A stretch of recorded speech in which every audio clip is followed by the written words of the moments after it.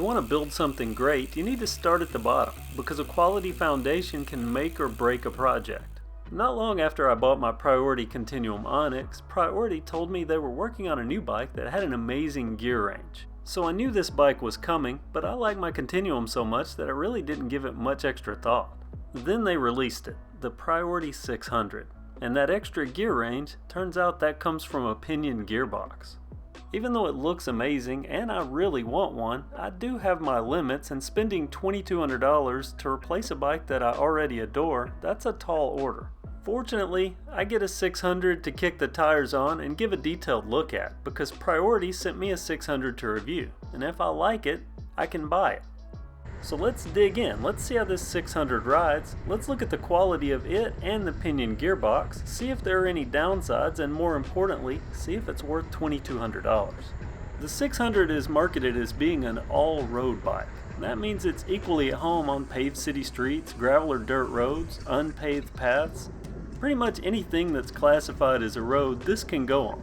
The 600 also has a little bit of adventure bike in it, and we'll talk about that in a minute. But on the road, it makes an excellent commuter. It's nimble, it has 47C tires, and when you pair those with a comfy saddle and nice grips, it helps keep things comfortable for longer commutes. But what really makes this bike shine for commuting is that Pinion Gearbox. It has a 600% gear range, hence the name, the 600.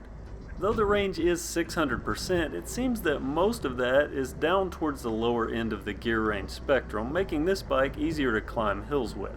Rarely do I get the 600 below 4th gear. If I drop all the way down to 1, I can climb even the steepest hills in town with minimal effort. And though the high gearing is acceptably wide, you're probably not going to run down a hill at lightning speed like some of those guys on their fancy road bikes. But in commuting or just having fun, what I want to do is go about my way with minimal effort. And with this, the low gears on this bike are amazing. But as I mentioned, this is an all-road, and that means you're going to be spending time transitioning onto things like loose gravel. And for that, the 600 makes it an afterthought. There are no traction issues or any unstableness. Even when riding around on paths covered in wet leaves, the 600 cuts right through.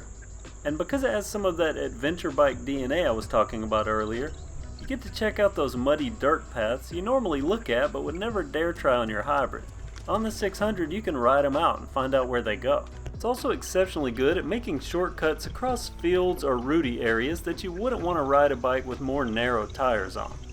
And thanks to the sealed Pinion Gearbox and the Gates belt drive system, water features, or rain in general, aren't going to be an issue. There's going to be no extra maintenance required anytime you come across water. So in 30 days, rain or shine, I haven't had any problems with this bike. I took it out of the box, put the wheels on it, and have been riding since. In the month that I've been riding the 600, I haven't been on my Continuum Onyx, and honestly, I don't know if I can go back. It's not saying the Continuum Onyx is a bad bike, because it's also great, but the 600 is that good. I was going to insert some cheesy flying high reference here, but I'll leave that to your own discretion. Okay, so they nailed the all-road thing, but if you came to this video, you likely came to get a closer look at the bike and to see its components up close. That way you can evaluate the sum of everything and see what makes up the 600. At first glance, it looks like a Continuum Onyx on steroids, but looks can be deceiving because there's a lot that makes this unique, and that's aside from just the Pinion Gearbox. So let's visually dissect it. Let's start at the bars. They're riser bars, they're 705mm wide, they're paired to a threadless headset and a 90mm alloy stem. The comfort grips have ample palm rest area and small horns that are just large enough for people that like to grip the end of the bars on long rides. The Tektro brake levers have hydraulic reservoirs, and you may have already spotted the Pinion branded 12-speed twist shifter on the right grip. The straight head tube is branded with the Priority P logo, and the front headlight sits directly below it and is mounted to a rigid alloy fork. That leads down to a Dynamo hub that powers both the front and the rear lights. And both wheels are shrouded in composite fenders, with the rear light being embedded into the rear fender, and the front fender has a Priority logo on the flap. You get small details like that when you pay a premium price for bikes. I mentioned the hydraulic disc brakes earlier, but interestingly, this bike also has quick release on both the front and the rear wheels, something not present on other Priority bikes I've seen. The bike is equipped with WTB Horizon 650B by 47C Road Plus tires. And those are mated to WTB ST I-23 wheels. The spec sheet on these wheels showed them to be tubeless ready. The alloy frame is painted in a gloss black, and the matte priority branding and those matte accents are also reflective so they show up at night.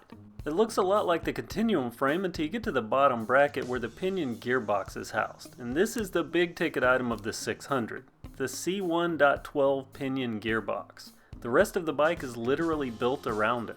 If you aren't familiar with the Pinion Gearbox, you should look it up, but in short, it's made in Germany by former Porsche engineers, and it's literally a small automotive transmission adapted for a bicycle. In this tiny gearbox is a full 12-speed manual transmission.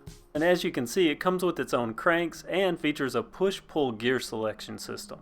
On the drive side, we see the Gates carbon belt drive system that's a staple of priority bicycles. The difference here is that there's no internally geared hub at the rear.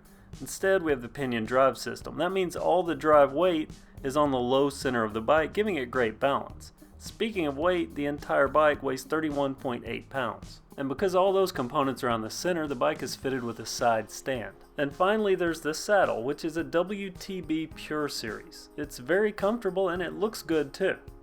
You may have noticed that there's a lot of black on this bike. The entire bike is black, sans the small bit of color on the seat post clamp and the silver fender supports.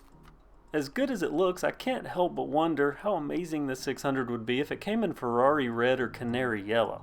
If I designed the bike, I think that's the direction I would have went. And if I'm talking about things that I would do or options I'd like to see, how about an option without the lights or without a Dynamo hub? Because as cool as they are, most of us have our own favorite lights and we could do without all the extra wires and weight. Especially if you have roommates that don't appreciate the 10 minutes of light output at the end of a ride. And finally, I would ditch the twist shifter for a trigger. Shifting the Pinion drive system is a deliberate act. It's firm and positive clicks, and while it is functional, on hot, humid days with sweaty hands, those clicks can be difficult to make. A trigger shifter I feel would make this system perfect and take it to a whole new level. Or you could just wear gloves. Speaking of shifting, you need to stop pedaling to shift the pinion. Coming from a shift whenever I wanted CVT, it takes some concentration at first to get used to the pinion. It's quick and seamless, and you can go from gear 1 to 12 in one turn, even if stopped, but it is different at first. You may have also noticed that rear hub. It's among the loudest I've ever heard. You're never going to coast your way into sneaking up on anyone. People will hear you, unless you're pedaling, in which case the Pinion Gearbox is the most whisper quiet I've ever heard. Only a faint gear noise, and that seems to be fading the more I ride the bike. So the gist of my first impressions of the 600 from Priority is that it's definitely a nice bike, albeit a little pricey. In my opinion, it's a bike worth looking at if it's within your budget and you're looking for a do-it-all commuter bike.